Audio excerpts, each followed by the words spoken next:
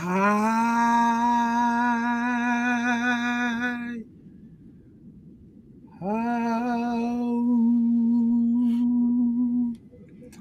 What's going on, people? What is going on? As you already know, you are now tuning in to the Heavy Hitters. Let's go.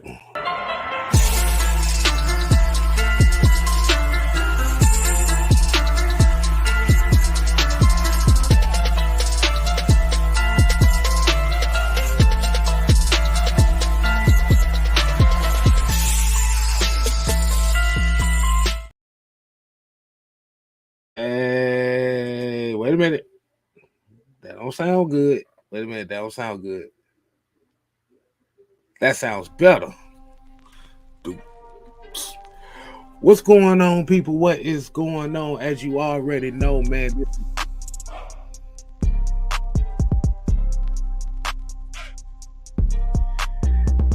and it feels good to be whole again because, as you already know, the Heavy Hitters is in the building. Once again, I am your host, the sixth man, K Styles in the building, aka K Styles villain. And the disappearing act that's on my left side is Senator Palpatine, Mad Mike Sports. And within this crazy bunch, you need a minister to calm before the storm. Mr. Jew 2K Jew Talk.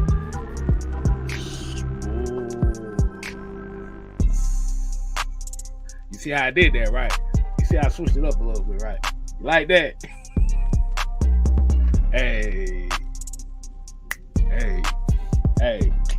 Hey, man, as you already know, man, you already know how the rules go on these shows over here. The members get the first roll call of the show. And let me go ahead and go through this chat right now. Hold on, let me get this $2 super chat out the way from Lee85. We definitely appreciate you on the $2. Hey, man, he said 2023, 2024 is all year, man. Appreciate the love, man. Let's go ahead and get these members out the way. We got Big Ant in the building, ATL. Big Ant, AFN, you already know what the deal is. Appreciate you tuning in. We got Andrew G in the building. And we got Michael Walker. Not that Michael Walker. But Michael Walker. We got another member in the building, Mr. Eric Mack. What it do, player, homie? Appreciate the love. We got Mr. Game Bread Monk. Hey, all love, man. Appreciate you tuning in with us. Hey, D. Coleman. If I can bring the name up. This is one of our gangsters over here, man. This is one of our player partners. Definitely appreciate the love. Hey, man, we got a lot of members in here today, man. We appreciate everybody. All right, so let's go ahead and get into the regular roll call. We got Mr. Fred Butts in the building. We got Joseph Thornton. We got Falcon Fan 88. Rashawn Thomas. The King 83. Jerry Bowie. Miss Pamela. Appreciate you tuning in. ATL Leo, Tony Hall, Bubba Gun. Hey, better behave over there, Mike. We got Rob Banks, Marcus Johnson, Sherman Wood, Dre Murphy, Bob Boy, Zone 3, Xavier Lipton, Kenan Moss, Vlad Tepes, BPR Rigged Dice. Hey, with a name like Rigged Dice, I ain't playing dice with your ass. You probably got them shits loaded. But appreciate you tuning in on it though. Got my player, got one of my people, Sonia. That's one of our day ones. We appreciate you. Keyshawn, Vlad, about whatever. We got a therapist in the building, Brian Little, Yusuke Knight. That's another one of our day ones. Nathan Floyd, Red Swarm, Terrence Holmes, Ephraim Jones. That's another day one. T Boogie. We got Live Oak in the building, Georgia, Texas boy. Hey man, we got a lot of y'all in here, so let's go ahead and DJ, cut that shit. Cut it. All right, appreciate it. Appreciate you, DJ. I put 5 on it. We got some more super chats. Let's go ahead and hit these super chats out the way. We got a $10 super chat from Feisty Falcon fan. Always great bit dogs. Definitely appreciate that. And we got Red Swarm with the $4.99 super chat. Said, crack the mics open, fellas. All right, so let's go ahead and get right into the show tonight. Now, as y'all already know, it feels good to be whole. All is one, 3 minds, 3 different mindsets, 1 family. And I want everybody to give a round of applause for Mr. Jew Talk Sports for finally hitting the 2K mark. We did it in the chat. Now y'all got to do it to them live.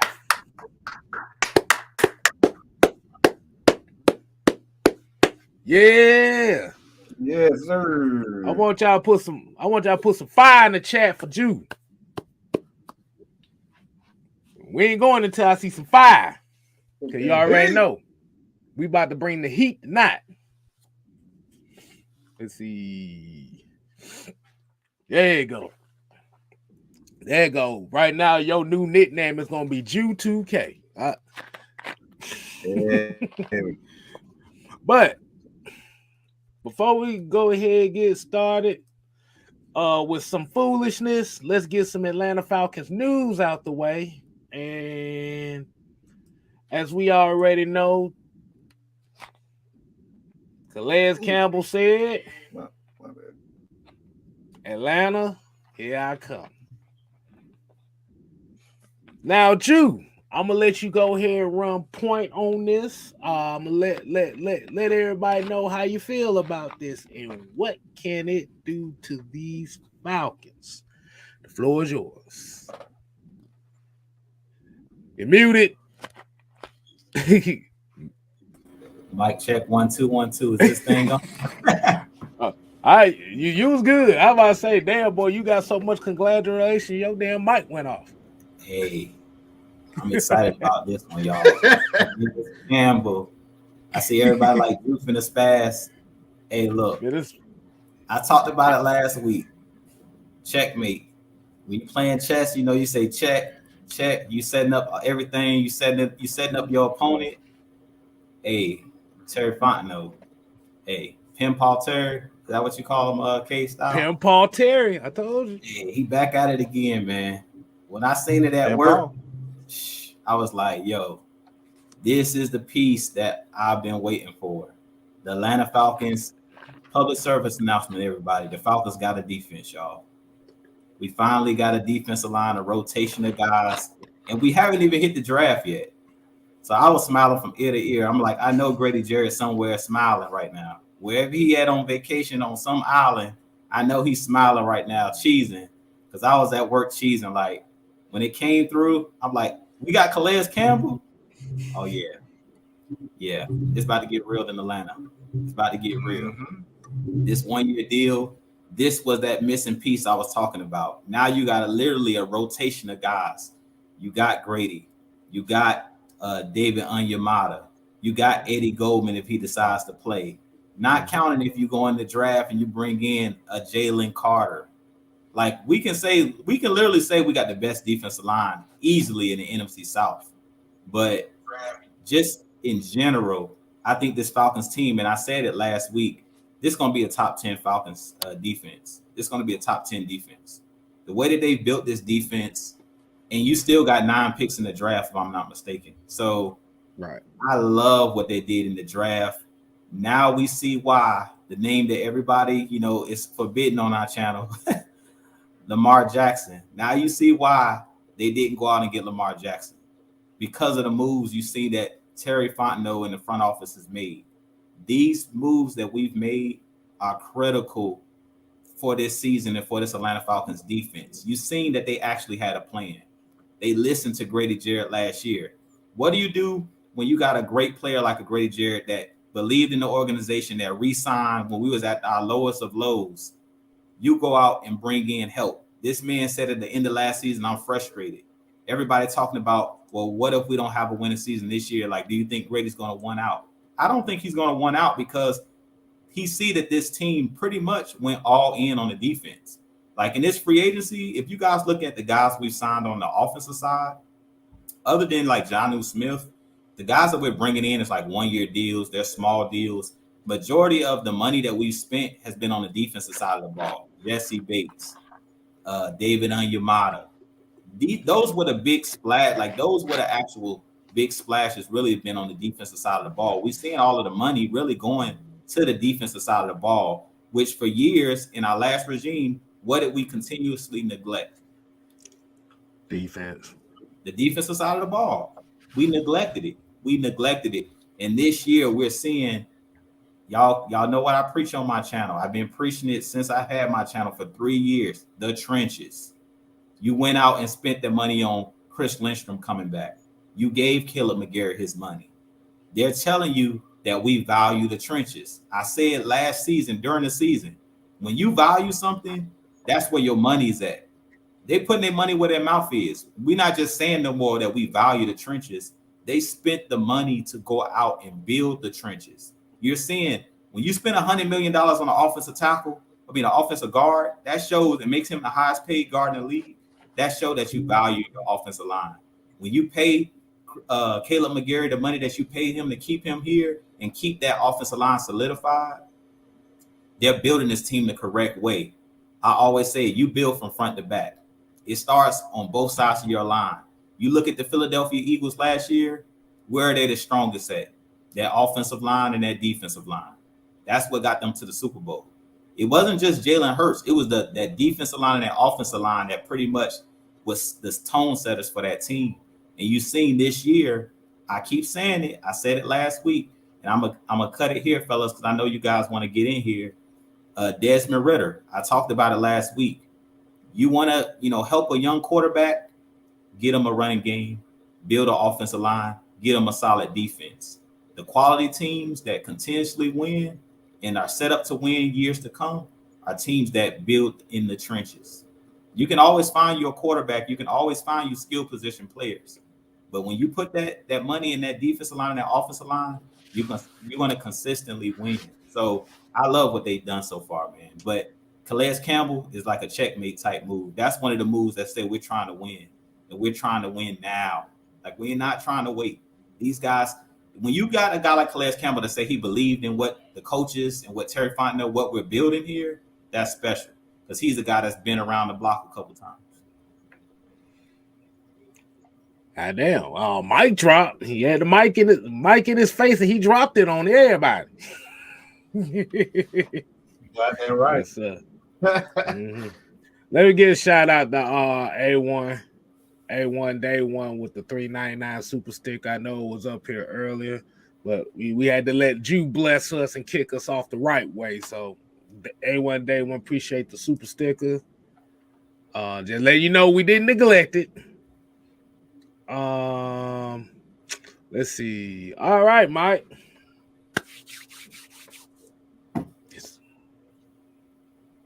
Bless the people.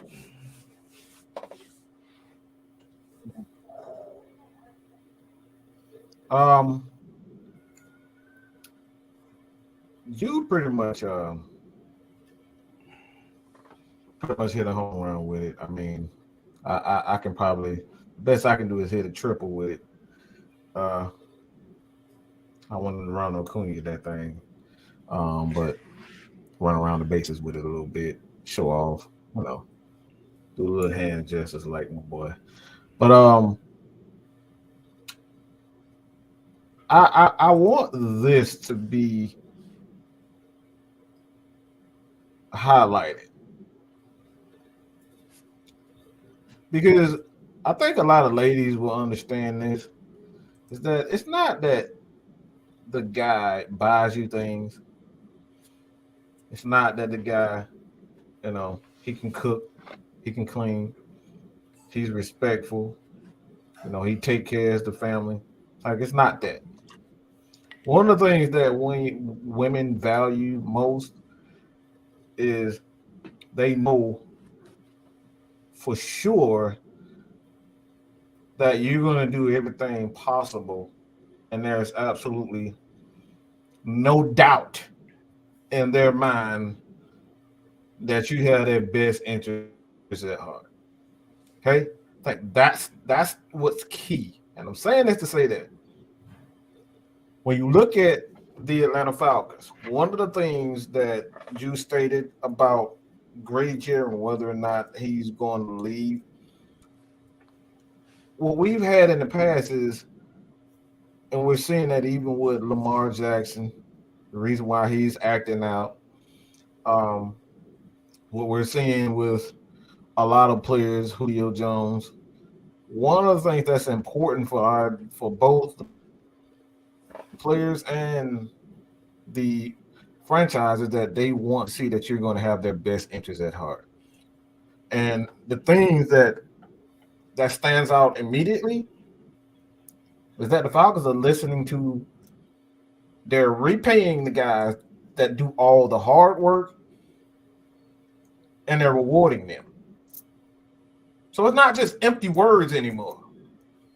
They're not just saying, all right, you play well, we're going to give you the money. Well, they're putting their money where their mouth is. You see it with Caleb McGarrett. Everybody thought he was a bust. He played better. Falcons put their money where their mouth is. All right? Rashawn Evans, they're already in negotiation with him to try to bring him back. Played well. I think he was like third or fourth, top five in the NFL in tackles. So again, they played well. They rewarded him. Grady Jarrett was like, I'm tired. I just want to win. And the Falcons said, we're going to get him help. So again, they're putting their money where their mouth is. That's the most important thing. And for me, I think that's when you really, truly start to gain the trust of the players behind you. Even with CP, got to throw CP name in there.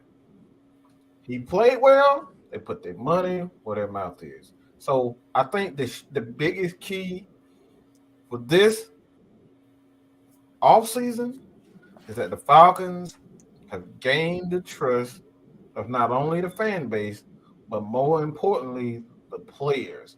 Because when players see that they're being rewarded for good things, everybody start to try to get a piece of that. You're going to start seeing competitive. You're going to start seeing the backup trying to make plays. You're going to start seeing the third string, even guys off the practice squad. You're going to start seeing coaches high-fiving each other. Like, you're going to start seeing a lot of that. And I think that's the key thing towards, for this offseason is that the Falcons have gained the trust from the players. I didn't think about it like that. Like I said, definitely shouts out to what they're building and what they're building for this team. Not as a right now, but as a midterm plan and a long-term plan. Now, when we talk about Calais Campbell, it is most likely a short-term plan with him. But like you said, the one thing he does bring is he brings another piece of experience as far as leadership in the locker room. So a lot of Falcon fans don't expect him to be Saxonville Calais Campbell because this ain't gonna be him. But what we're expecting, what are our expectations when it comes to him is, like you said, the one thing that this Falcons team lacked last year was a lot of it veterans all over the board, especially on defense. Defense, they kind of had to ride the wave with a lot of young guys. And as you've seen with this offseason so far, and I put it in my community chat. It was the interview with Tor McElhaney and Terry Fontenot. And the one thing that he said that he did value is he valued bringing guys that know they got a job to do, guys that have experience, and guys that have leadership intangibles. Because you think about it. Yes, it gives a great running mate to Grady Jarrett. But you also look at it like this. Now you got Taquan Graham to learn to take under his wing. You got Timmy Horn to take under his wing. Hell, you got Onyemata. Well, hell, Grady Jarrett too. Everybody go under his wing. Calais Campbell is kind of one of those no-nonsense type of defensive linemen. He's kind of a throwback if you really want to think about it. And not only will it help those guys, as Jude says, you have to shore up the front. Now the guys behind him know that they got a dog in front of them. 15, 20 plays. On average, maybe 17 plays a game. Stand up, put your big ass arms up, and knock passes down. We gonna pay him to be Serge Ibaka in this bitch. That's all I gotta say on that. But like I said, and Calais Campbell made the key thing. He said what a lot of these players said. They are liking and they are believing in what the program is here in Atlanta. Remember, there's that word again. Program. That's all I gotta say.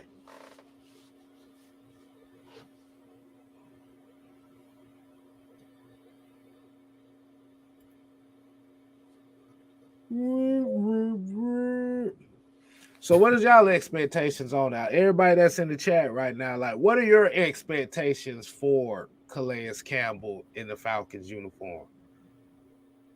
Are you expecting a lot of sacks from him? Are you expecting him to be a mentor? What do you think? What y'all think, fellas? Like, what are your expectations? I think they brought him here to play a role. Like, that's what we're seeing with the guys that they brought in. I kept saying it on my channel. I kept seeing people in the comments with Rashawn Evans. You guys know I pretty much say it every show on What's the Word. Like, they should bring Rashawn Evans back. I kept saying it because to me, he fits the scheme. Like, if you look at Demario Davis, pretty much Rashawn Evans is a spitting image of what Demario Davis does with the Saints. Like, you talking about a downhill linebacker, that's what Rashawn Evans is. Like, downhill is his middle name. Rashawn Downhill Evans. Like, that's what he does. So I just had that feeling like everybody kept saying we brought Caden Ellis in, like he's going to be the Mike, or Troy Anderson's going to be the Mike.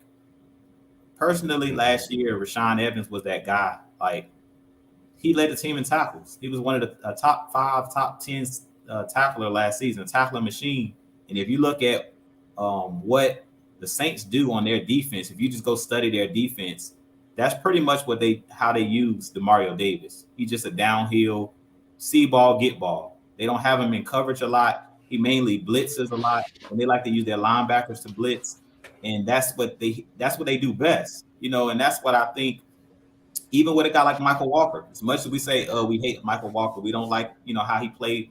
You know, he's not moving his feet. I really think in this defense and this scheme, they're gonna put him out on the edge a little bit, like Caden Ellis. I expect him to play a similar role to Caden Ellis. If you got a guy that's not great at processing what's going on as far as in coverage. How you take away that hesitation is you just tell them, go get the quarterback, go get the football.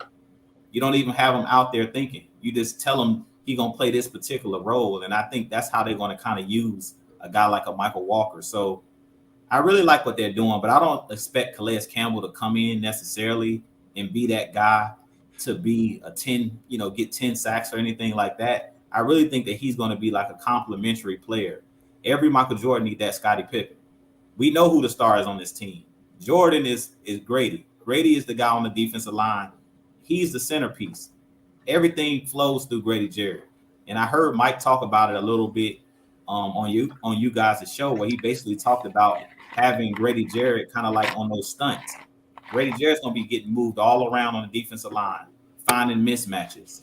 But what did we say before? And this is something that that Blackberry always talks about. He talks about nobody ever being able to win their one-on-one matchups. Well, now you don't have to worry about that, because trust me, one guy's not blocking Calais Campbell.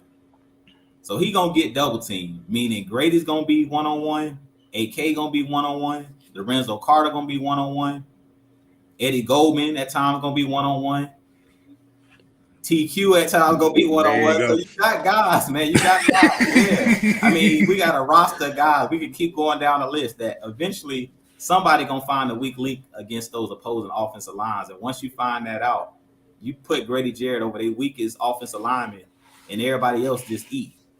But I really like what we've done with the defensive line as far as the interior. That's where we've kind of been weak, is in the interior.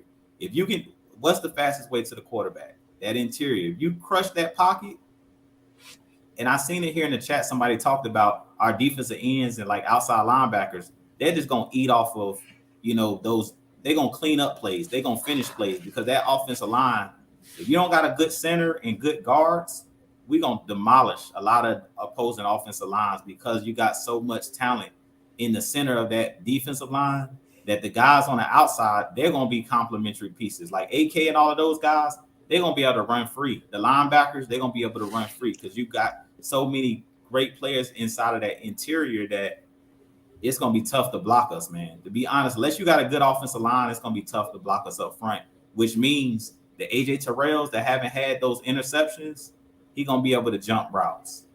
Guys like Mike Hughes, all of those guys, they can be more aggressive because they're not going to have to hold up on the back end that long. And a guy like Jesse Bates, that's a ball hawk, him and Richie Grant, they're going to have a field day, because the quarterbacks are not going to be able to hold on to the football. They're going to have to let that ball go earlier than they want to. And usually what does that end up leading into? Interceptions, tip passes, which end up falling in the defensive player's hands. So I'm really excited, man. You guys know I'm amped up, because it's been a long time since we've had a consistent defense where we can kind of rely on. We always been, when Matt Brown was here, we were an offensive juggernaut. But now it seems like they're putting the resources on the defensive side of the ball, which is scary.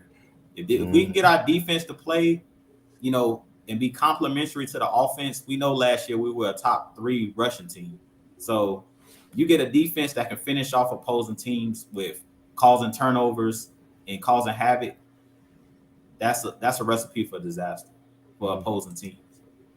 Right.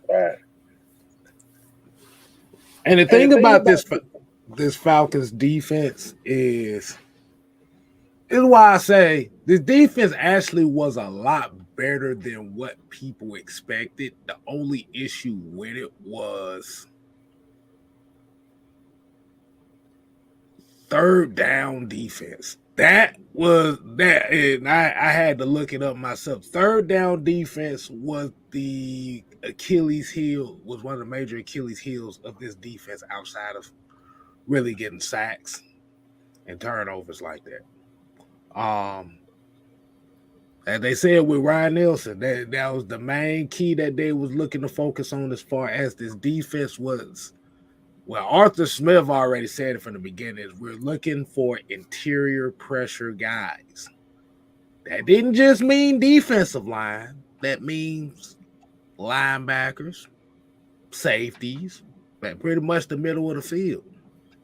And that's the one thing that is getting people amped up about this right now, is because now you're seeing the fruition of the the biggest attack point on this Falcons defense was where? On all three phases? The middle of the field. They was attacking the defensive line in the middle of the field with the run game, the linebackers in the middle of the field with the pass game, and the safeties deep with the pass game. So that's why they put a concerted effort into trying to bring in a lot of guys like Caden Ellis, who you use as a AA gap blitzer with Troy Anderson. This is why you bring in a David Onyemata. He's another guy that can stand up and penetrate through the line. You got Eddie Goldman back here. Like I said, he's another capable veteran body. You still got young guys, TQ. You got Timmy Horn. Hey, man. Like I said, the prospects of it looks real high right now. Yeah, Mike, you over there contemplating something. Look like you over there cooking up something. Actually am.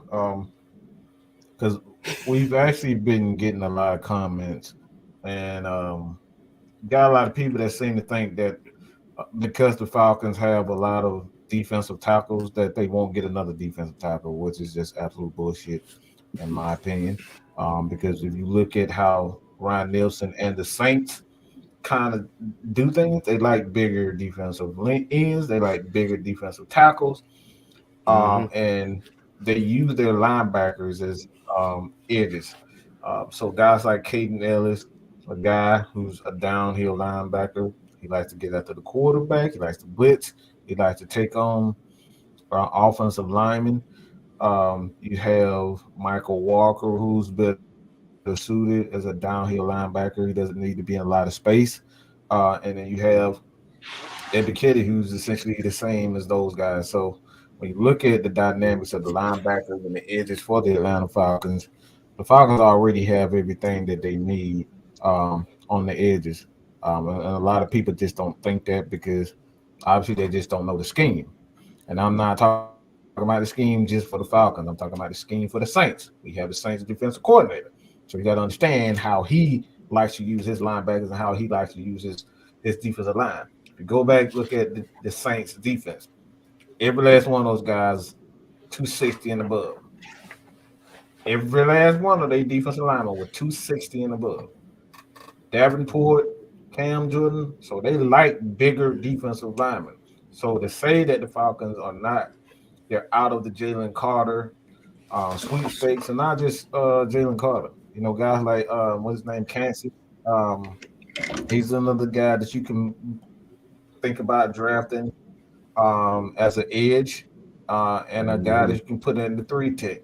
You know, the kind of the guy next to Grady, or the guy that's gonna supersede Grady whenever he decides to hang it up.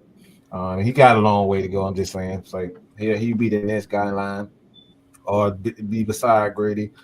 But the idea that the Falcons are going to pass on the defensive tackle, I think the Falcons want to be more physical. And I think that's the way it should be at this point, because if you look at one of the things that really destroyed Philadelphia Eagles in the playoffs in the Super Bowl is because essentially the Chiefs pretty much destroyed their edges. They got small defensive edge guys, and they was going at them the entire time. That's why we're using a lot of motion, and their edges couldn't get in the backfield. So they knew they had the interior offensive line to be able to block them. All they would do is crash down, send those wide receivers on those the motion plays, and they rocked them. They rocked them all day. That's essentially what the Falcons are going to do, and this is why I tell y'all all the time, and you are going to listen to me one of these days, is that the Falcons and the Chiefs play almost identical. Okay, almost identical from the defensive side, from the offensive side. Their philosophies are incredibly similar. Okay, look at how they do it. The only difference is we just don't have a Patrick Mahomes. The Falcons are going to the West Coast offense.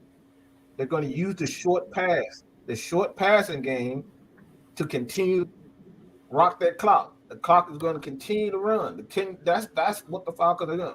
So they're not just going to be a running based team. They're going to use the pass game. You saw it towards the end of the year where they were using a lot of screens with their wide receivers, use a lot of tight end screens, wide receiver screens, and then they had Tyler Algier coming out of the backfield, catching passes with Desmond Ritter. So the Falcons are going to be an offense where they're going to use every asset, a defense, every asset to make sure they control their clock and they get, they be able to kind of compete with each style of football. Because you got teams that are gonna come out they're gonna try to throw. You got teams that are gonna try to run that rock. And we now have the personnel that we, no matter what teams try to do this, we got the personnel to do it. And before we didn't have that.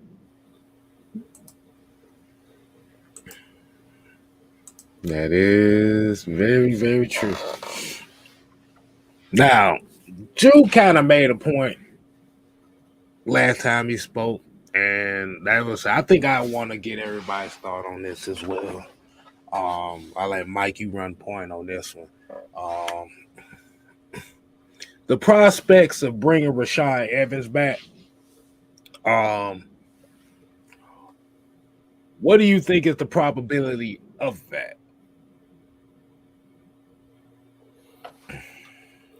Well, Terry is not a liar, and they said they was going to focus on trying to bring in Rashawn Evans on a pretty decent deal. There's not a huge market for him and his style of linebacker, so I think the possibilities of Rashawn Evans coming back on a pretty good deal are about 80%.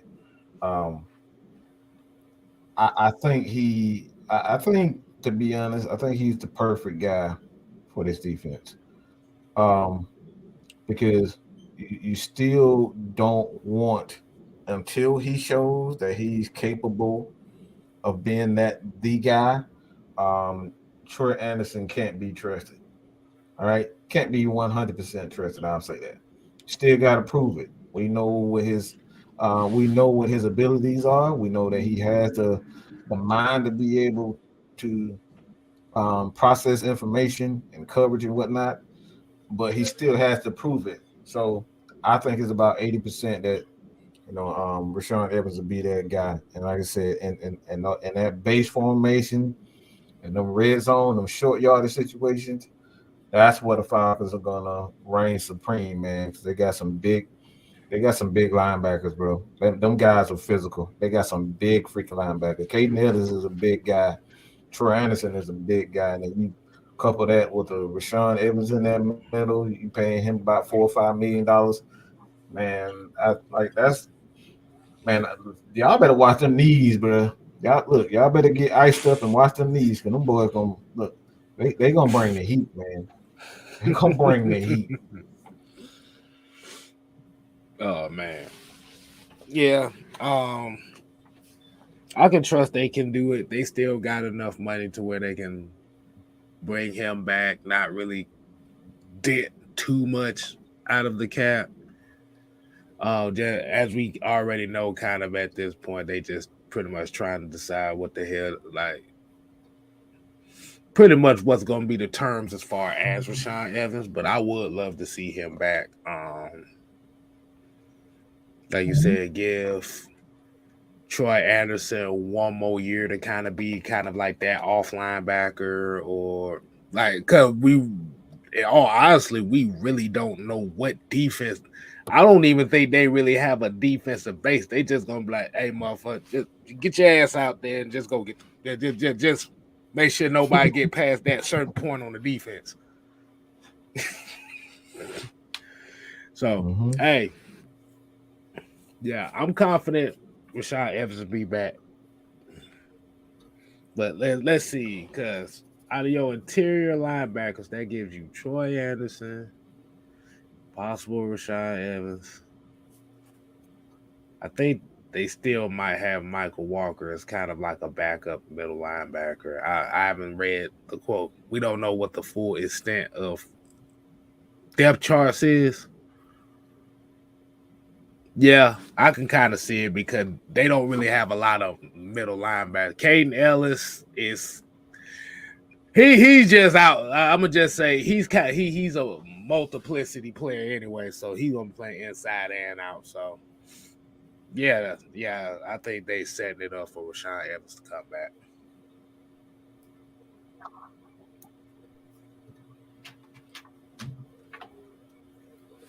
All right, let's see. Getting a few of these comments right quick. I guess this is a good question that we can answer here. Everybody get a standpoint on this. Do you think they go edge rusher or corner in the first round? You want to take that one, G, first? Yeah, this is a tough one because we're building that defensive line. They're doing a good job of building the defensive line, but you guys know I'm biased. I'm gonna go with the defensive line over the corner every time, every day of the week. Like we got AJ Terrell, we got a lockdown corner. I know everybody likes Gonzalez, and I think Gonzalez is a great player, but I'm doubling down because Calais Campbell is up in age. Like, yeah, we got him for this season, but I believe he turns like 37 this year, something like that. So how long is he really going to actually be here? So I'm still going defensive line. I really think that, I heard you guys talking about Tyree Wilson, and his injuries. I think they were talking about it. The AFN guys were talking about it on Saturday. Tyree Wilson is a guy that I really like, even with the foot injury. I still like him a lot. You can't teach size. 6'5", 270 pounds. You heard Mike talk about it. The Saints believe in having those bigger defensive ends and defensive linemen. I keep saying the dark horse. I'm going to keep saying it. Lucas Van Ness. Every time I see that dude, I wouldn't be surprised if Falcons take him. Y'all going to get tired of Drew saying it. Lucas Van Ness. He's that guy that every time I turn on some tape, I say, there go Trey Hendrickson Jr. And if, from what I hear, our defensive coordinator developed Trey Hendrickson. So I really think that it's going to be one of those guys, those edge guys. Lucas Van Ness is a guy that I would keep your eyes on, especially if the Falcons decide to trade back. But even if they don't trade back, I really think that they would, because they value defensive linemen now, this regime, we're seeing them do it. I wouldn't be surprised if it's one of those top defensive ends. I really don't think they're going to go corner. I really think they're trying to load this defensive line down to the point where it's like you got so many. Like I said, we just seen the Eagles show you the formula to do it. Like you want as many good pass rushers as possible.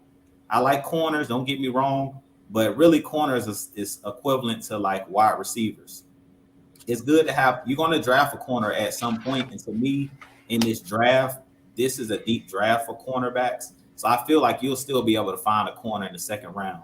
You got 9 picks. If you really want to trade back up and say get like a Keely Ringo out of Georgia, you got the picks to do it. Like they're not afraid to do it. So if it comes to a point where, say, we take a Tyree Wilson with our 8th pick, they can always come back in the late in the first round and trade back up, trade in, or trade back up early in the second round. It's still going to be a good corner sitting there if they really want one of these corners that's up here. But I know everybody keeps talking about Christian Gonzalez. He's a great corner, but you don't necessarily need 2 great corners. I believe if you have a defensive line, I keep saying it. Can you guys name me the corners for the Chiefs? I don't know their cornerbacks. I know they gave us one of their corners, and that motherfucker couldn't stay healthy. So yeah, like I can't name the corners. They done won 2 Super Bowls. If you ask me who in their secondary, I can't name their corners. I can't name that. I know they had Ladarius Sneed at one point, but I don't even think he's on the team. It was a rookie they had too, like Jalen something. Yeah, the only reason I remember McDuffie. McDuffie is another guy that they took out of Washington last year. And he was a rookie. It was another one. I don't want to say it was Jalen Taylor. How do I forget that name? Because I always drafted him in my mock draft last year. How the hell I forget that name that quick? Okay, whatever. But I can't name their corners. That's my point. They just won a Super Bowl. Jalen Watson. Okay. Yeah. They don't have no star. Like I don't think nobody's saying that they got a top 10 corner over there in their secondary. So I know at one point they did have a Honey Badger playing safety when they first Pat Mahomes won his first Super Bowl. But this last season, they just got average corners. But they got, you can name a defensive lineman. I can name Frank Clark. I can name big D tackle. Yeah, Jones. Chris I can name Jones. those guys. They took last George year. Kalafis. Yeah, George Kalafis. I can name the, the front seven. Bolton, Nick Bolton. To me, he was the MVP. I know they gave it to Pat Mahomes, but Nick Bolton pretty much turned that game on his head. Returned that fumble for a touchdown. He had actually 2 returns for a touchdown, but they called the second one back. But he was all over the place. To me, Nick Bolton was one of the guys that changed the game. So I believe go front 7. I'm taking the defensive end over corner. That's my long answer. Defensive end. Man, you do got to make a good point with Calais, being up there. We don't know what his stock gonna look like after this season. Eddie Goldman's kind of the same way. You don't know if they gonna stick around with Timmy Horn after this year neither. I can see where you're going with that.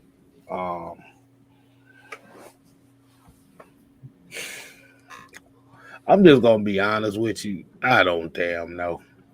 I don't. I can't even front and say, well, who should do what. They done made so many moves this offseason. I can't tell jack shit what the hell they gonna do. Because I could see, because the thing is, I'm kind of with you as far as loading up on the defensive line, but I can definitely see corner. But where Jew is talking about having 2 great corners, you're not going to be able to afford both of them. Because even if AJ Terrell's contract comes up and negotiate, if you get another corner on the side of him, you ain't keeping that together. See that? So I see where the dilemma comes from with that. The only thing I say about edge is that the problem, I ain't gonna say it's a problem, is you got a lot of guys, you got a lot of defensive linemen. You got a lot of edge rushers too. It's just about who the hell they gonna pick at 8. So that's why I think they may not be picking at 8 this year. They either trading back or trading out. That's the only thing I can think of. I wish I had a better answer than that. But Mike, what you think, man?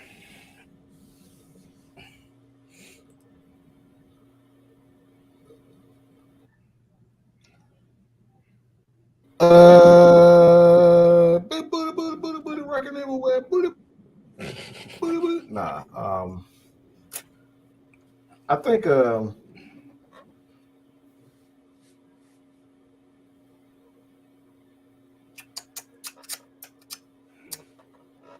man, I don't damn know. I'm gonna just be honest. I really don't know. I really don't know. Like, I'm gonna just be real. Like me, I normally have an idea where they're going. I just don't. I really believe long term, it's just not a good idea to draft a corner. I just don't think long term financially it's wise to draft a corner in the first round, because you're hoping that guys like Jake Matthews end up retiring, and then you can use his money, or you're hoping that Grady Jarrett somehow slows down so you can use some of his money, or you're hoping that guys don't turn into superstar defensive ends and stuff like that, and then you end up having to pay them. Yeah. So you're hoping for a lot to go right if you draft the corner right there. And like I said, I think if you have one lockdown corner who's healthy, doesn't have any injury issues, that's more than enough, because what you can do, you can leave him on the island and you just double whenever the guy you feel the need that he needs help. So I think there's no need for a second elite corner. I think that's just, you. Like I said, you're playing Russian roulette if you draft Gonzalez. And like I said, I really do think he's going to be a terrific corner. But it's almost like the Jets already put themselves in a position where they're going to be fucked in the future because the corner damn, what's his name? But he's gonna have about $250 million the way he keep playing. He gonna get, he about to get paid. He already a diva. He up here wearing damn gold necklace like he prime time or something. Like dude already shit. Like hot sauce. Like he already flashing. So you know he ain't thinking about nothing other than money. So they already doomed as far as he is concerned. So I'm not these corners they just like these wide receivers. They some divas, bro. And you got two elite corners like that, man. That's a dangerous game that you playing as a GM. It really is because you're gonna be paying a lot of money for corners that are average. And we already saw what that does when you pay average corners money. Okay, Mr. Robert Alford. Okay. Just saying. You ain't just say that. So I'm not. You ain't just bring that up. I'm not drafting no damn. Okay. Yeah, I did say that. Okay. Am I Shanae was? Shanae? Yeah. Oh Lord. Okay. I used to be able to do. I used to be able to mimic that real well. I can't do it no more. But it's just very.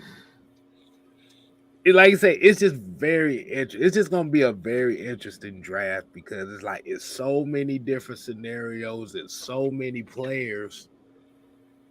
And like you said, and they done hit so many needs this offseason. It's almost like they telling us that they may possibly move out this first round. Not necessarily just bet. They may move out this first round in general. Like I said, I don't know. Like Mike and Jew called. They called wide receiver. They called Drake London last year. They don't damn know right now. Just say I call Lucas Van Ness. So Lucas Van Ness he got Luca Van Ness. He got Luca Van Ness. I don't damn know. Mike don't damn know. We'll figure something out before the draft. I just say that. But yeah. So definitely, shouts out to Calais Campbell. Shouts out to this program, as they like to use. They use, like I said, they use this word a lot. Shouts out to this program that we call the Atlanta Falcons for doing what they need to do. Which kind of leads to the next thing. Man, I saw it. I'm gonna put a highlight on it just because. I'll put a highlight on it. I know I just can't stop. Yeah, oh man. I better stop saying Lucas Van Ness. My wife talking about Luther Van. Oh my God. Yeah, that's why I saw looking like, wait a minute, hold on, wait. And then I saw that like, oh yeah. Shout out to Teacher Red. She gives us homework too. So yeah. Hold on, I'm trying to type something right quick. All right. Okay, add that. So I want to get into this topic right here. Like I said, we probably ain't gonna be on too much longer, maybe hopefully by another 20 minutes. But I kind of want to get into this topic right here as Jew. We've already seen all this stuff go down. If anybody caught the live earlier with Blackberry Lorex. You make sure you go subscribe to him and check that out. It's also on AFN as well. And we kind of had an interesting discussion, and this is going to be kind of the continuation of it. This is probably going to be the more tame version of it because y'all got kind of like the angry rant side of it. We're going to give you a more tame. Here you go. Atlanta Falcons are public enemy number 1. Do you believe that now because of this offseason and a certain move that they did not make and getting all the media backlash behind this team, not only from ESPN, Fox Sports, CBS, AJC, Pro Football Outsider, shit, you might well just throw Donald Trump's name in there or something like that. Here, well, they hate everything about the Falcons right now. What is your take on that?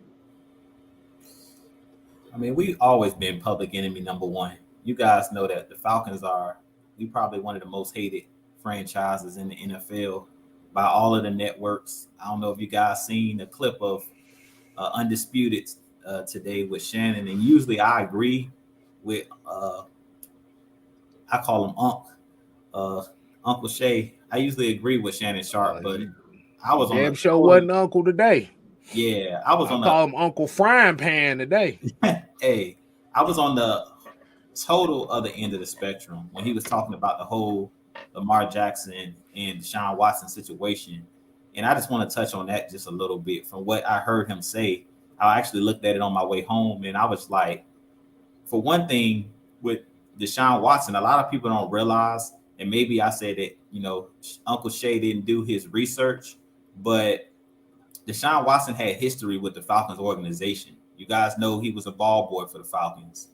His mother, who was a single mother, as you know, Warwick Dunn, Falcons great legend, running back, he was giving away houses to single mothers. And Deshaun Watson's mother was a recipient of one of those homes that the running back, Warwick Dunn, actually provided a home for him and his mom and his brothers and sisters and things of that nature. So I really think in that situation, he talked about Arthur Blank. I said, clearly he didn't listen to the total interview because he did multiple interviews. I actually looked at him yesterday with Arthur Blank.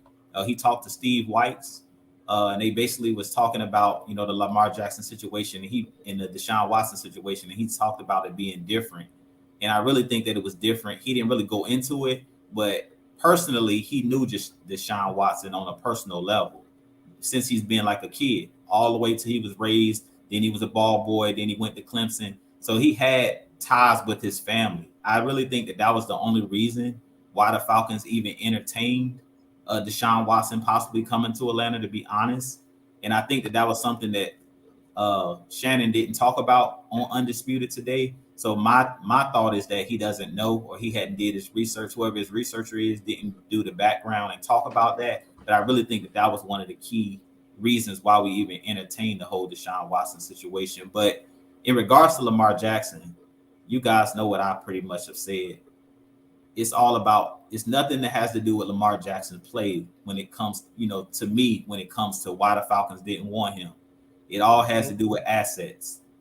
You have to build a foundation. When you're building a home, do you start on the roof or do you start on the ground, laying down the bricks and the foundation of the home? And that's the same thing with a Lamar Jackson. We've talked about this even when we had a Matt Ryan, and Arthur Blank touched on that as well. He talked about Matt Ryan taking up like 25% of the cap, that the Falcons are not looking to do that anymore, which tells me that they're looking to build.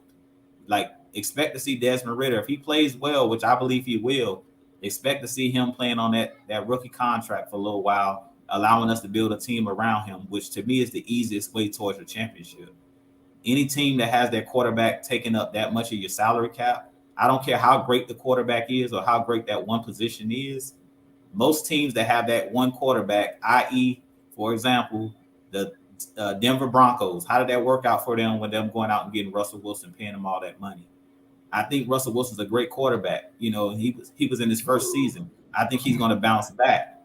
But they gave up all of those assets to get him, so much so that he became public enemy number one in Denver. And you guys know I talked about when I always say that this person's not going to be the savior for this team, that nobody's coming to save the Falcons, that we're not going to put up the bat signal, that ain't no superheroes, ain't nobody putting the S on their chest and going to come save us. It's the same thing with Lamar Jackson. Anytime you think that one player is going to come save your organization, you're already making a bad decision. And that's kind of what we've seen even with that Deshaun Watson situation that blew up in our face. It's like, how did that work out for the Cleveland Browns? I'm just being real. Like, he has a chance to bounce back, both him and Russell Wilson. But sometimes when you go out and pay one player all of that money, it usually doesn't work out because you're basically, instead of building the team the correct way, you're going after the lavish things instead of the things that you need. I always talk about it. It's like, think about it as like life. As I talk about building a home, you start with the things you need before you get luxury things. You don't go out and buy, as K-Style said, you don't go out and buy a Lamborghini and can't afford to put gas in it or can't afford the car payment. You know what I'm saying? So it's the same thing when you're thinking about a franchise. It's owner of our team, Arthur Blank, Terry Fontenot, in this front office, they have to be good stewards of this money. And that's what they keep talking about. Like, you see the deals we gave out. Go ahead, K-Styles. I'm mad you said that because I got a story to tell about that situation. Good. Yeah. Okay. You don't mind if I tell it right quick? Nah, go ahead, man. Okay. So stop me before I start preaching. Oh no, y'all about to hear some goofy shit right here. Hold on. So, as a lot of folks know, I work in logistics. Oh no, Kel, you're not gonna tell this story. I'm finna tell this story. I'm finna tell this goofy ass story. This about to go tie into what you talking about. Man. We had a customer come up. This was a long time ago too. It was a customer came up here. Oh my God.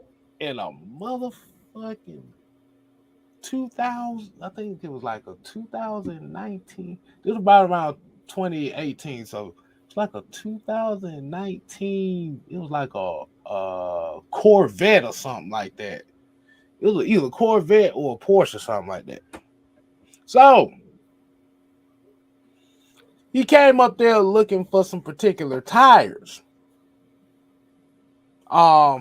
As you know, with most of those cars, well, really it was a Corvette because majority of the tires you can really only put Pirellis on.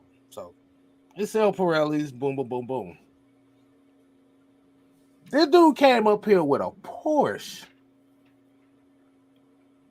And the guy that was serving him at the desk was telling him, well, okay, you got a Corvette. Okay, now we got these Pirellis right here, man. You're gonna have to get a full set of these. And he gave him the price of these Pirellis. That dude said, Oh, that's how much they cost for a set. He said, no, motherfucker, that's how they cost for one tire. He said, huh? Go ahead, give me 4 of them Starfires to put on there. Now, as you know, as a Corvette, you cannot put no cheap ass Honda tires on no goddamn Corvette. So we sold it to him anyway. Nah, I'm just kidding. No, the hell we did. We told that motherfucker, bro, nah, nope. Go on somewhere. We ain't about to be no responsible for you. I'm about to say you get them Honda tires and put it on that Corvette. Them shit gonna blow out as soon as you leave the damn lot.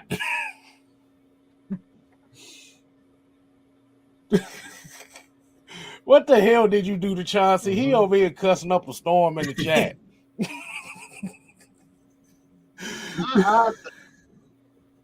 I know that. Hold on. All right, I see. Oh Lord. I think we looking like no. This ain't my fault. I don't know. I guess because you the biggest name out of everybody. I guess that's how I go. I didn't want to get that out the way, Jude. Because when you said a Lamborghini became put gas in it, but I had to tell that story. I had to get that off my chest. Look, no, that story it went perfect with what I was saying. Like we want the lavish things and the luxuries, but we have to take care of the basics first. And the foundation to your team is the offensive line, the defensive line. Where you see these guys putting the money in, and I'll just leave it at that because I don't want to go ramble on and on. But pretty much that's what it is. I don't even have to go into Lamar Jackson. Like the other night, y'all pretty much broke it down, talking about his stats and throwing the ball and this and that. It don't got nothing to do with none of that. I would keep it simple. If they would have asked me as the owner, if I were the owner of the Falcons, and they say, why y'all not going after him? Because it doesn't make financial sense. Period. It has nothing to do with his play. As everybody keeps saying, you hear all the owners say he's a great player. He's a great player. You can't take nothing from the kid. You can't take nothing from him. But at the end of the day, does it make financial sense? Is he worth the risk? The assets that you're going to have to give up. Assets are very important. Are you going to give up the assets, not only the draft capital, but you're going to have to pay him that money that's going to affect your salary cap. We just came out of salary cap hell. Like we literally just got rid of Julio Jones' contract. We literally just got from under Matt Ryan's contract. We literally just had the biggest cap hit in NFL history. So going out and doing the same thing over again, what is that called, fellas? Is that insanity, doing the same thing over again, expecting a different result? That's insanity. So that's how I would have broke it down. Do you guys want us to do what we just did? We had a great quarterback. Matt Ryan is a great quarterback. What did that get us having a great quarterback, but no defense and no pieces around him, only a great offense? We still don't have no hardware. We still single waiting for that ring. That's it. We still the bridesmaid. We still ain't been married yet. We still ain't got that ring. So at the end of the day, I don't care how great Lamar Jackson is. I don't care how great one player is. At the end of the day, it's about the Falcons. Not about Lamar Jackson, not about one player. It's about the team. How many times we say that when Matt Ryan was here? Everybody wanted to blame Matt Ryan. We used to always say, it's a team sport. I understand Matt Ryan may have did this. Matt Ryan may have not did that. But it's about the team. So that's the biggest issue. And that's why I really haven't even done any more videos necessarily about Lamar, because it's like at this point, when you start digging deeper and deeper, then fans make you want to get into it when it comes to his play. And to me, it has nothing to do with his play. It all goes back to financial sense. That's all that matters to me. Does it make financial sense? And can you win? Those are my two questions. That's the questions I always ask. I'm glad you said that, Jude, because I got a few quotes right now. I made sure. Look, I didn't mean to save these, but they came in handy. And this kind of what Jude was talking about on what the issue really is with a lot of these teams. 49ers head coach Mike Shanahan, Kyle Shanahan, he typed in the wrong guy. That she typed in the wrong. Shouts out to Sarah Ellison on Twitter. She typed in the wrong damn Shanahan on this one. But today, 49ers head coach Kyle Shanahan, we got 3 quarterbacks. We pretty good right now. Buccaneers head coach Todd Bowles, we know it's time for us to get under the cap, and he makes a lot of money. Boom. Colts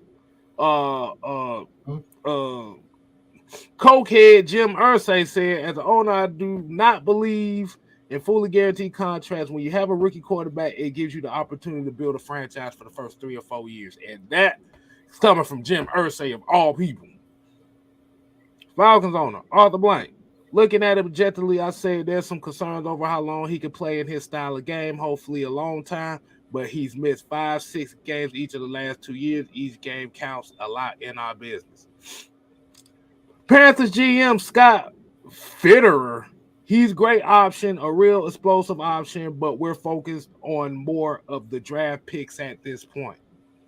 Dan Campbell, Lamar's a heck of talent, but man, we got a quarterback, and thank God we got one, so we good. Past owner Robert Kraft, that's Bill Belichick's decision. That is the most funniest. That's the funniest answer I saw. And this is what made me say, that's Bill Belichick's damn decision. Jets GM Joe Douglas, it would be disingenuous and negotiating in bad faith if we went down the path. Right now, we have our plan. Seahawks head coach Pete Carroll, We're not interested. I couldn't imagine him being available, and we couldn't afford him. Commanders GM Matthew Mayow. For us right now, we're moving forward with Sam Howell, Jacoby Brissett. Ravens head coach John Harbaugh. That's the guy I want to see be our quarterback. That's my guy. We made the decision to go with Lamar Jackson 5 years ago. Why? Because we love him. We love him. We love the way he plays. We love his mindset, his charisma, his style, the way he's in the locker room, everything about him. We love him. So pretty much what everybody's saying is we trying to build our damn team up right now. And Kay, before you move on, I just want to say one more thing before Mike jump in here. Mike, before you jump in here, I just want to say one thing, and then I'll let you jump in here.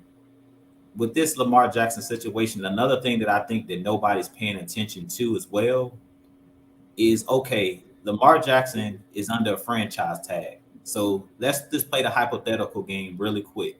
So if the Falcons did offer Lamar Jackson a contract, the Ravens have the opportunity to match whatever offer any team offers him. He signs the offer sheet with any team.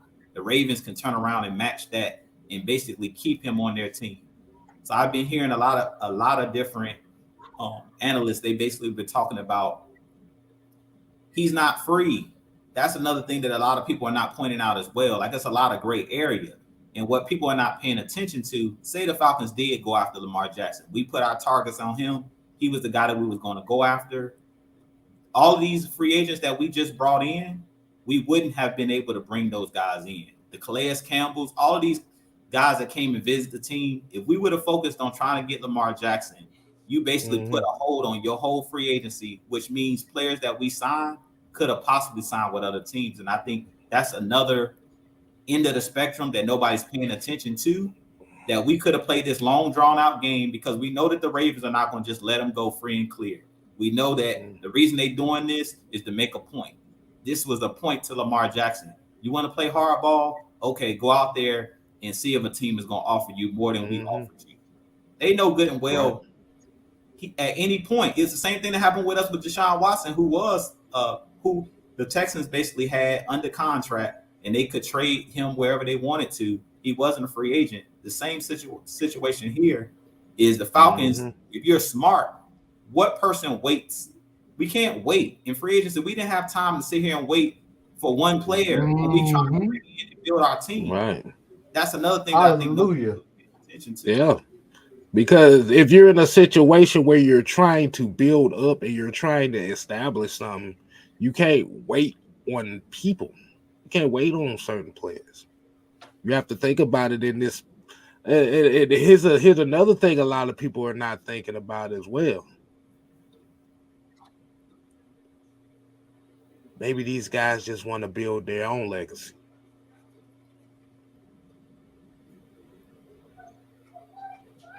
You bring Lamar Jackson in here, it's gonna be, like I said, you're gonna create a NBA type situation with certain players where now everybody else on the team doesn't matter, but this one guy, when they win. But if they lose a game, all those folks you never gave a damn about, all the blame goes over here. It doesn't go to here. And that's a serious thing, and especially with football. A lot of coaches don't want to go through stuff like that, because that's the kind of stuff that splits your locker room. You just seen it in Denver. What were they talking about on Undisputed? Shannon saying that, Russell Wilson got his own parking spot. Russell Wilson got an office inside the facility. Guys, we literally seen his receiver throwing his helmet on the field, like standing at the end of the game, he was open, throwing his helmet and stuff like that. Like, guys not respecting him as the leader of the team is because they felt like he had a silver spoon in his mouth. Like, they basically felt like he above the team. So, like I said, at the end of the day, I'm not freezing and stopping from being able to do business because of one player. Because say we did, like I said, the hypothetical game, we waited for Lamar Jackson. We say we're going to give you how much money you want. And then the Ravens turn around and say, well, we're going to match the Falcons' offer. Now we didn't waited. Now we didn't missed out on the Calais Campbells. We didn't missed out on the Onyemadas because at this point, those guys signed in the first week of free agency. Chances are, if we would have tried to offer a trade for Lamar Jackson, the Ravens are not going. They were not going to that quickly make a decision. So their ass was going to wait till the draft to do it. Like, exactly. Okay, yeah, we got you. And at now that you sitting here. Now you sitting here with the I just ate ass face where you like. All these free agents. I'm waiting on this. He be ready. That's when folks be throwing chairs at folks. But yeah, like Dex Diggs here said, look at reading Arthur Blank's statement didn't warrant that type of backlash. See, the problem is when it comes down to this, and like I said, this is a disclaimer. This is not no shot towards Lamar Jackson. I'm done past that. We're focusing on the media aspects behind this and why all this backlash is because the Falcons are not playing ball with a lot of these networks. They're not playing ball. You just read I read all these statements right here.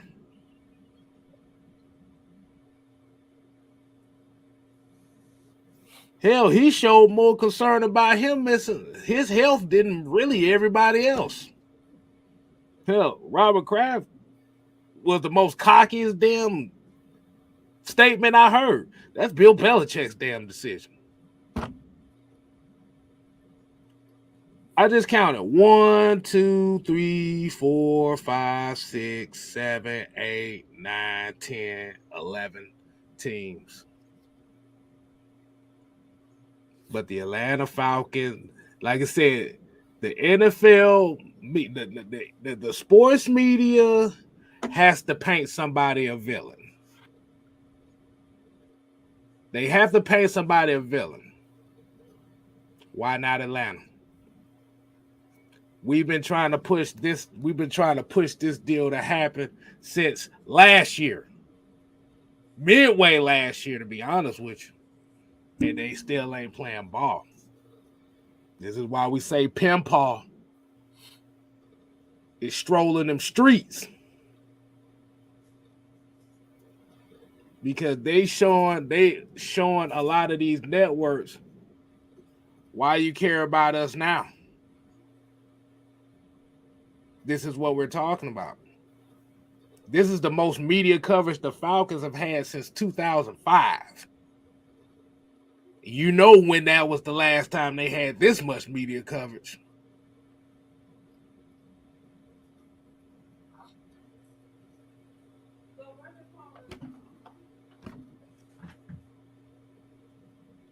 Hey, man. Oh, boy. Hold on. Let me get this super chat out the way right quick. Shout out to Red Swan for the $4.99 super chat. Jets fans mad as hell that Calais didn't even come talk to him. And that's the signing that set this shit ablaze right now. I don't mean to do too much cussing.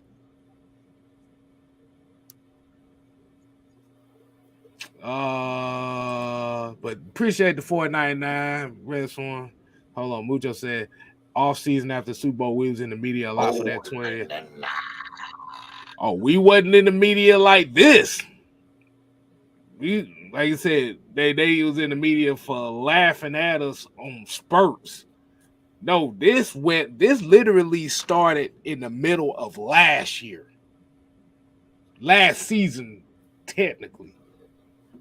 So, hey man, y'all, we got I ain't gonna say little. We got one of our player partners, special guest coming on to kick you a little game here, man. Give us his thoughts on a lot of things. Hopefully he ain't wished us to hell no more, so we're gonna bring him out. Mr. OG Truth Hurts Chauncey. What's happening, OG? I don't want to talk now. I don't want to talk now. Man, you get your stubborn ass on it.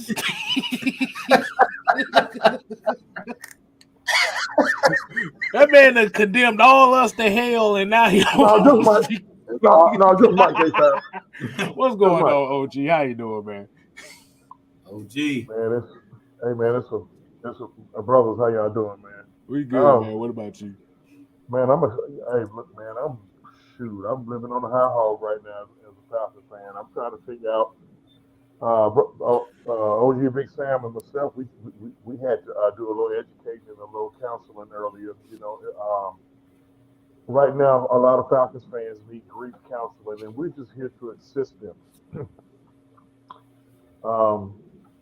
But other than that, man, I just feel highly favored right now to be a Falcons fan. Now, can I go into OG True First mode? It's the end of the show, man. You can go all the way in how you want. I'm not even gonna really go in, man. I just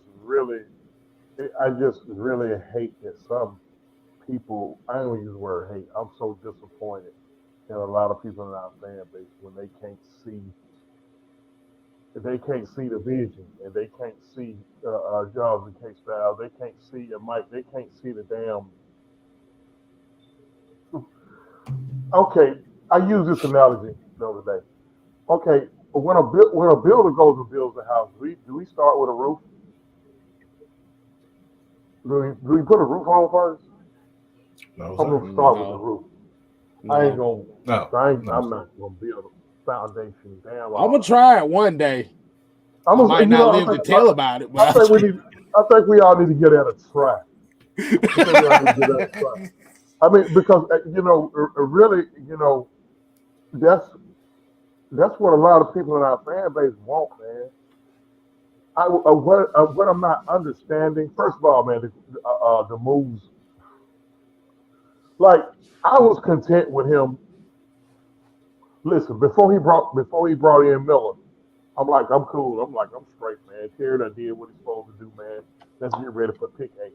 Pick 8, or if they bump up to pick 5, which is looking more and more likely that could possibly happen now, because they didn't filled out the depth chart so much. But then, like Sam had to tell me when I was in the chat with y'all earlier, I didn't know we had signed Calais because I had been in the doctor's office all day and I hadn't heard nothing.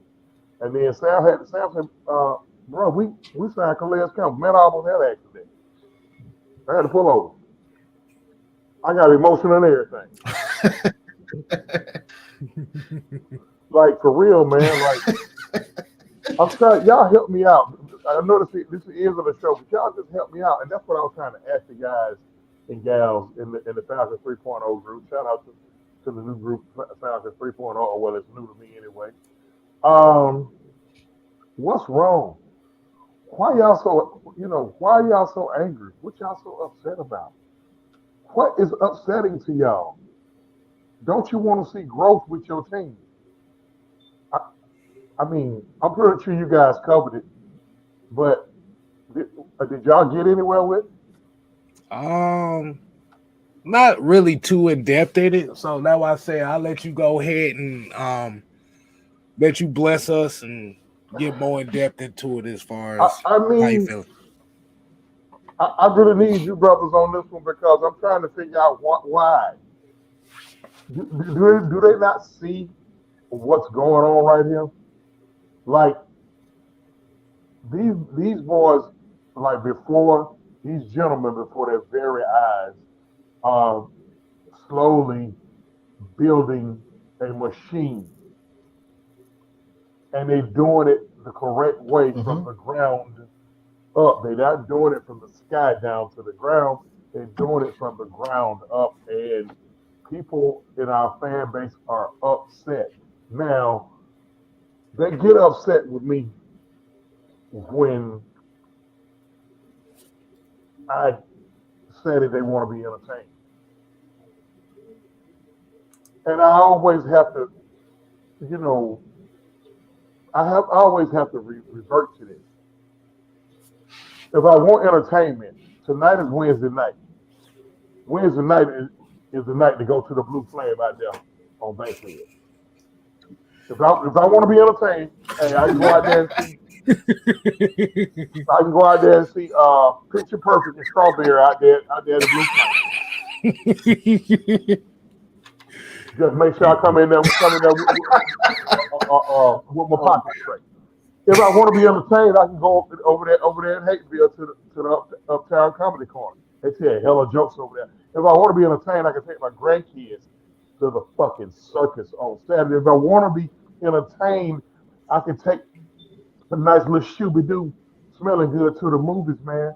Right now, what's going to be entertaining me is moving the chain. First down, touchdown. What's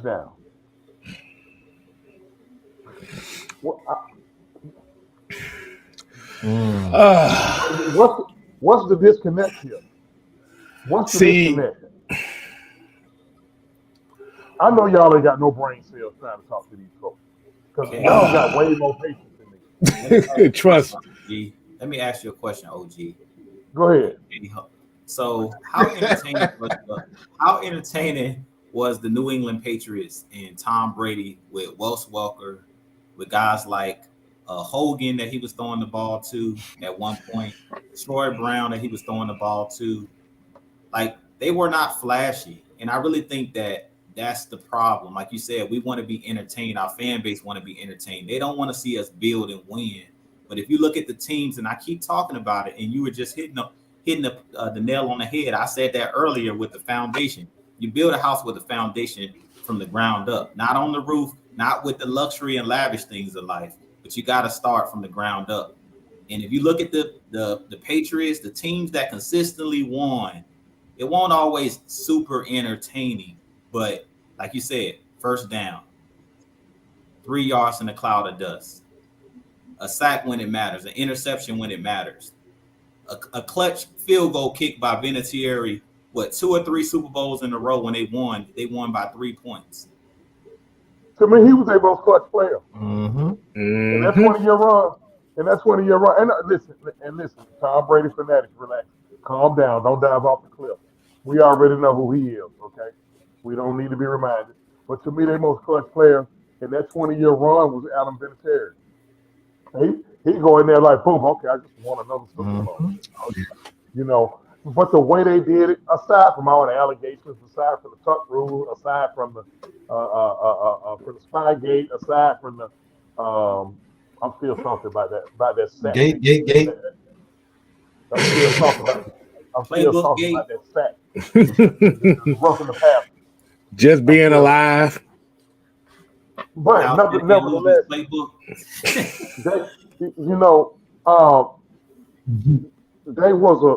was a machine, bro. To me, that's the greatest dynasty not named the New York Yankees in all of sports ever. The way they did it, they gave us 6 champion titles in 20 years, and somebody might say, "Oh, that's just 6 titles." I tell you what. Show me somebody else with that type of run, not named the Boston Celtics, or the 50s and the 60s, or the Chicago Bulls, of course. But the way they did it, I think the Bulls will probably still rank ahead of them because the Bulls did it in 6 and 8 years. Okay, that's fine, but I think y'all get my drift. From a football standpoint, from a professional football standpoint, that's the greatest dynasty right there. Like the way they did it, because they did it in a fashion where they win a couple, they'd be out of the Super Bowl for 3 or 4 years, then they'd be back and win a couple. But I think like they won like 3 in the first 4 years. But y'all get my drift. 2016, 2020. God, listen. I think we all got PTSD from 2016, but that was kind of like the end of their run. Even though they got one more after us, but everybody gonna remember that one as the end of their run. But the way they did it, Belichick built his team, brothers and sisters. He didn't build his team on the 8th pick in the draft. He didn't build his team on the number 1 overall pick in the draft. Mr. Belichick built his team on day 2 and day 3 picks. He loves them. He has no problem with stacking up with 12 to 13 picks. And like just last year, this man drove in his car to was it in Chattanooga, Tennessee? Chattanooga, yeah. And looked at some no-name offensive guard. Cole Strange. Strange. And he drafted him, didn't he? Mm-hmm. In the first round. When I said no name, I'm saying no name because I hadn't heard of him. Y'all might. Well, I ain't never heard of him. I was looking like, what the hell is this? I ain't.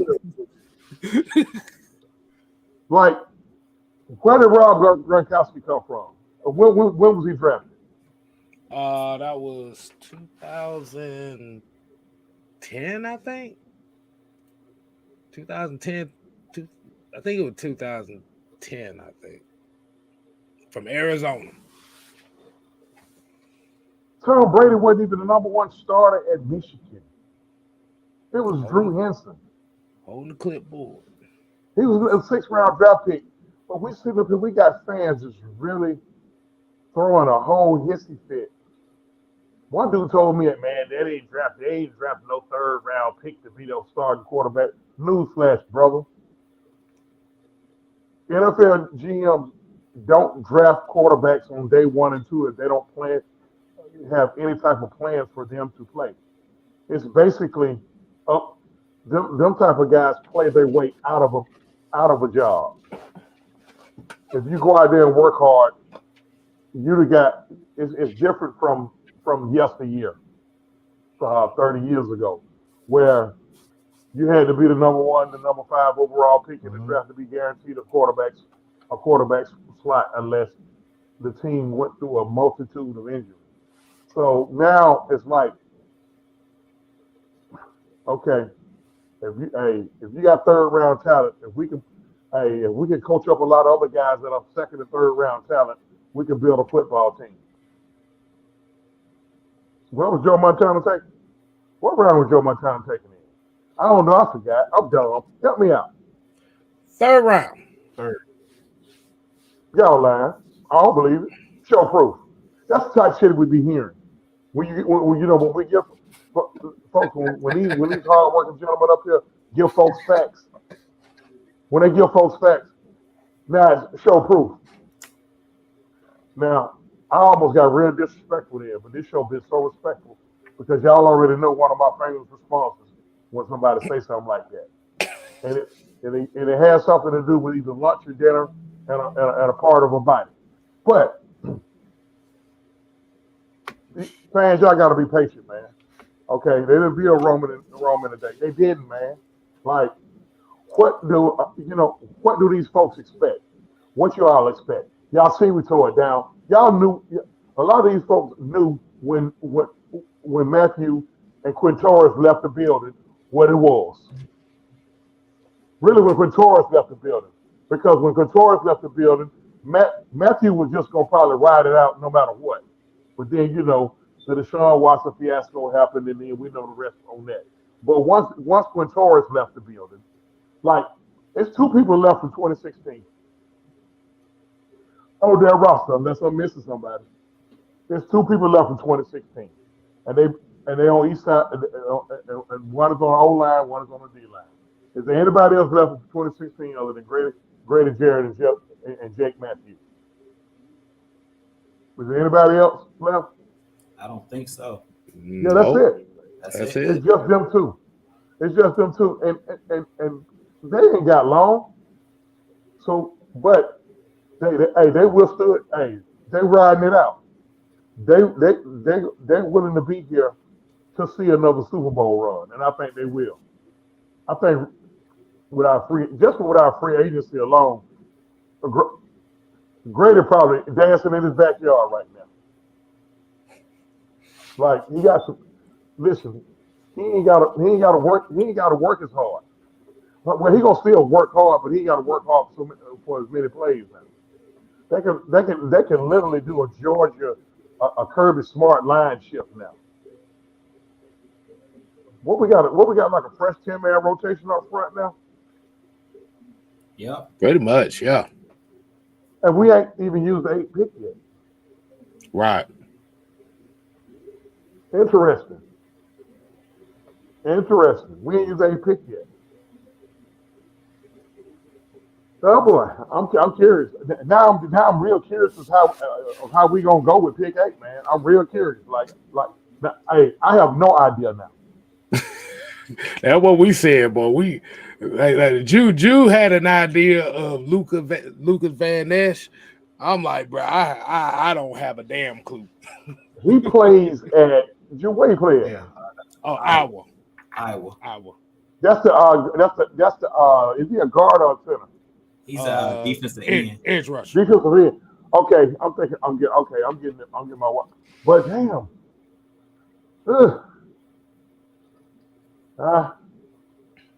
Look, at this point, hey, what can I say? Terry, he doesn't like fill out our team. He don't fill out our team. He doesn't address the part that a lot of GMs have a problem addressing. He did it in reverse. He filled out the depth chart first. How about that? So when I hear somebody complain about Scotty Miller, I really want to hit him with a Ric Flair chop to the damn throat. Like, bro, you complaining about Scotty Miller? We're complaining about Scotty. Look, man, I had somebody a couple days ago ran me a whole riot act about the emergency quarterback on our team.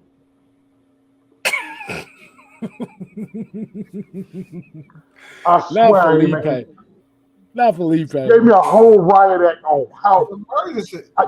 Listen, the dude actually told me. Y'all know this dude, but I'm gonna show enough respect now to put him on blast on here. The dude actually said to me that he is a wasted roster spot. Could somebody with any type of clue explain to me how a guy that can do 4 things, whether he do those 4 things well or not, on a fucking football field, is a wasted roster spot? Please somebody tell me that. How can a guy who could line up at tight end, at least attempt to throw a block, at least attempt to catch the ball, right, be on special teams, for the special teams on both sides, and then if this happens in a game, really goes into concussion protocol. Heineke tears his ACL. Logan Woodside just got the shits. We still got a guy who can go out there and take snaps. If nothing else, just run an RPO for the rest of the damn game. We lose 42-6, but he can at least do that. What are we talking about? Why are we complaining about that? And the dude probably makes just a little bit more than me. I don't get it. Small brain thinking, man. Like, oh boy. Well, I'm glad you said that, OG. The issue is what does Lamar Jackson represent? What does Atlanta represent? And what does that happen when you put the two together? You want me to be blunt? Hey, man, you be as blunt as you want.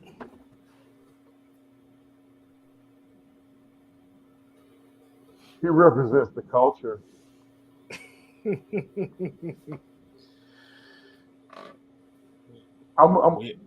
already know what that code was. Man, Mike, I need you to do me a favor. Man, Mike love when I do this too. He love when I do this. Man, Mike, I want you to do me a favor. I want you to look in your pocket. Your right pocket. No, I don't, because I know what you about to do. But I just want you to Just peep. Oh, damn it. I'll do it. All right. Okay. Stay silent. Go ahead. In your pocket, have you found any fucks to give about culture? Hold on. No, I don't see nothing in here about culture. Man, I don't give a damn if we got. Man, I don't give a damn if we got Grand Wizard Tony out there on the edge blocking in left tackle. Right. As long as he keeps his personal beliefs outside that locker room, boy, you better leave my guy. Hey, you better leave my damn my RB1 through that hole. God damn, Man, bro, that's a problem. Can't about no damn I gave myself a goddamn wedgie trying to find the fuck to give. Shit. Why we ain't putting all this pressure on the Braves about culture? And they just a year and a half removed from a ticker tape parade. Why we ain't putting all this all this pressure on the Atlanta United about culture? And they inside of 5 years of winning it. But here you got the two teams in this city who ain't won jack shit. It's all about culture, man. I'm not gonna say it. Yeah. We gonna keep it. We gonna keep it on the on the feng shui side. We're gonna keep it on the feng shui. I am. I just got on probation. I just got on probation. I did like a 6-month probation. Maggie and Mike put me. I just took my ankle bracelet. Out. Yeah, Maggie and Mike had me on house arrest, so I'm gonna keep it. I'm gonna keep it. You know, keep it in the road. Okay. You know. So. See, he is right, y'all. Yeah. All right. So kind of answering your question, OG. The problem is when you're looking at what the Atlanta Falcons needs are in the public perception of it, it always comes down to stars, selling tickets, media coverage, asses in seats, free lap dances at Magic City, whatever, stuff like that. It's about having an air of relevancy as far as being talked about in a public light. And when they look at said guy, they look at him as a meal ticket in a region in a sport that is king in Georgia, because we already know Georgia is a football state. When Michael Vick was the quarterback here, this is the same exact light they had on him. You're a cash cow to us. Go out there and run. Get us some highlights, and we'll make money off of it. See, but the problem is now with the Falcons is this regime has shown that they don't care what nobody thinks about them. And just because they don't give a damn what nobody thinks about them, in 3 years, you went from one of the worst cap teams in the league to one of the most cap teams in the league in a 3-year span. That's unbelievable. That's unheard of. Right. And you had literally had to destroy the foundation of what your team was built on from the previous 8 to 10 years. While being competitive. Add that too in there. At the same time. That's wow, being competitive. I'm gonna tell you what I think. Really, what the issue is.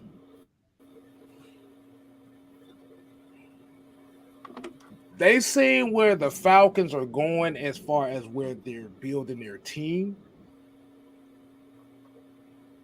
And the reality of it is, the guy that they're pushing, they know he doesn't have much time left. So what's the best way to make this guy stay at this level and try to push this guy to this level where he makes money? You put him on a team that's up and coming in a city that is up and coming. Terry and Arthur ain't falling for it. And this is why they're upset. This is why they have painted the Atlanta Falcons as the number one villain in all of the sports world since the Super Bowl, when this stuff came up. You know,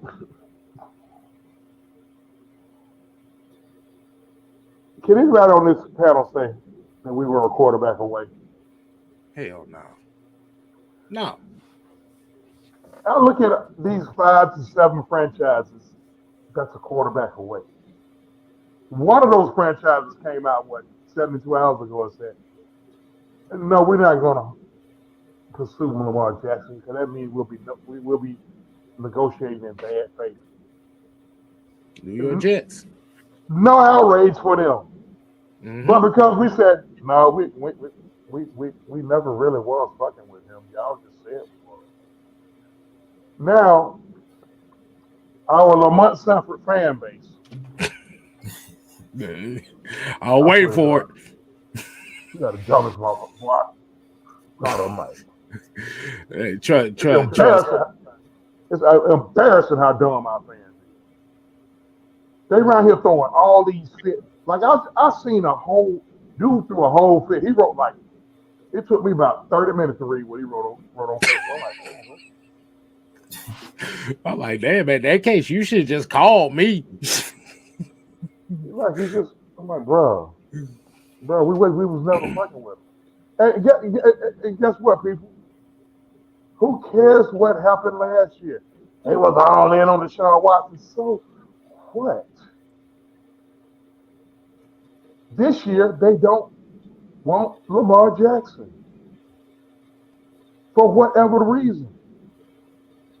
This year is different. I don't care about last year. Of course, they was going to listen to Deshaun Watson, a guy who's a freaking ball boy for Jim Mora. Man, stop it. He's from Gainesville, Georgia. Hey, OG, I got a little piece of advice for you too. If somebody asks you about that portion, the first thing you ask them is, what was the terms of what were they willing to give up? What were the terms they were willing to give up to get them? I really don't even know. Nobody knows. Yeah. But no terms. Because if there was some terms, them things would have been out there like that. Even when they were in the height of the possibility of giving them, they would have leaked those terms already. Okay, which leads me back to what I originally stated when this was going on last year. When we was all talking about it. We was all sitting up there, the four of us, along with OG Sam and the Travis and Don and everybody. We was like, man, these dumb motherfuckers have no idea. They just really playing chess with these folks. Terry gave me a vibe he was playing chess with the Saints and the Panthers. And the Saints and the Panthers, they started trying to play checkers with us. Meanwhile, we playing chess with them. They playing checkers with us. The Cleveland Browns sitting over there in the bush and said, oh, okay, that's what they willing to give. Okay, I'll tell you what, put 20 more on it. Now everybody asked out. Well, at least they won. We wasn't. So what's going to end up having to take for the stigma of the Falcons to stop being public enemy number one is They just go, like I said, it's them against it's the Falcons, it's us against the world now. I mean, it's always been like that, but now the hate gonna increase now. Hey, that's perfectly fine. Because now we're gonna go out here and show you that we're gonna win with the way that y'all said we couldn't win. And now you're gonna have assholes like me that's gonna say, "You dumb motherfucker." Okay, I had to get one of you. Hey, it wouldn't be you without at least one of them in there. I mean, so that listen, the hate is here to stay. The hate is so thick you can cut it with a butter knife. It's thick, but it's coming from within. The part that's bothering me that it's coming from within. Y'all really that mad? Are y'all that upset that those folks didn't do what y'all wanted them to do? I don't care how we win, y'all. I really don't. I really don't. They can have a dude over there on defensive line that ain't took a bath since September. Bring your stinking ass out there and get to that quarterback. That's what you do. Yeah, that's all right. Maybe, yeah.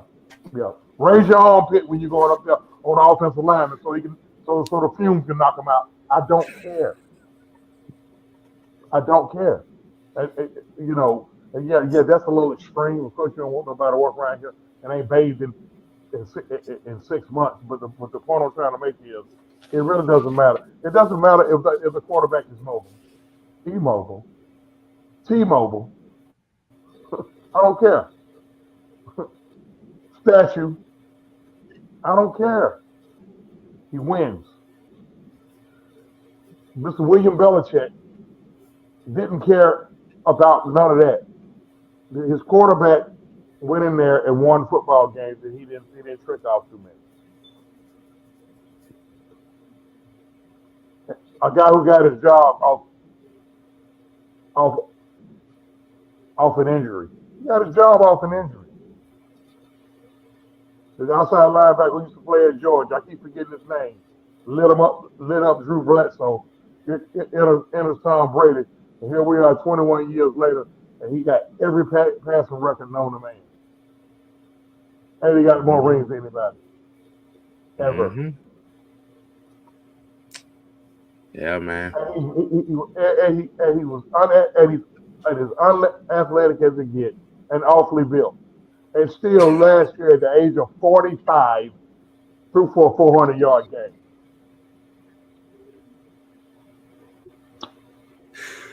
Hey, man. Hey, man, at the end of the day, it's not our job to understand. It's not our job to care. Like you said, I'm at the point right now where they're going to watch anyway. So, hey, how man, about that? Like I said, let them keep on speaking. Because at the end of the day, the A got something to say. It's played on the field. That sounds to me. That statement was made 27 years ago. Well, the South got something to say. The South got something to say. That statement was made 27 years ago. In this case, the A got something to say. And they ain't doing it your way. So, you can either watch it or you don't have to watch it. The choice is yours. But at the end of the day, they doing what they don't give a damn what none of us thinks. They really don't. So they really don't. That's why I always tell her. That's why I tell all these fans, I'm like, y'all sit here and y'all go at us, the other fans who don't agree with y'all. But hey, all of you guys and gals out there, and I'm gonna make this suggestion again. All you guys and gals out there who spend all this money on merchandise, got the Falcons flag over me. I got on my Falcons Dollar General slippers. season tickets, you know, paying for the parking, all that. And, hey, all y'all who spending all y'all money, complain to the folks who you spending your money with and see how far you get. See if you can get all the Blake cell phone number. See if you can get his email address. See if you can DM Terry Crondo. I wouldn't suggest DMing Arthur Smith. He gonna definitely tell you what you don't want to hear. Tell it to them. See how far you get.